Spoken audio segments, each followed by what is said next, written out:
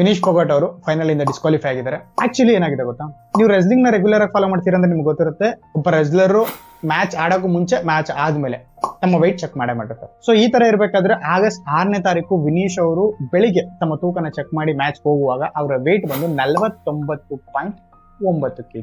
ಮಧ್ಯದಲ್ಲಿ ಅವರು ಡೈಟಿಷಿಯನ್ ಕೊಟ್ಟಿರೋಂತ ಒಂದಷ್ಟು ಫುಡ್ ನ ತಿಂದಿದ್ದಾರೆ, ಬಿಕಾಸ್ ಎನರ್ಜಿ ಲೋ ಆಗಬಾರ್ದು ಅನ್ನೋ ಕಾರಣಕ್ಕೆ. ಮ್ಯಾಚ್ ಮುಗಿದ್ಮೇಲೆ ಅವ್ರ ವೆಯ್ಟ್ ಚೆಕ್ ಮಾಡಿದ್ರೆ 53 kg.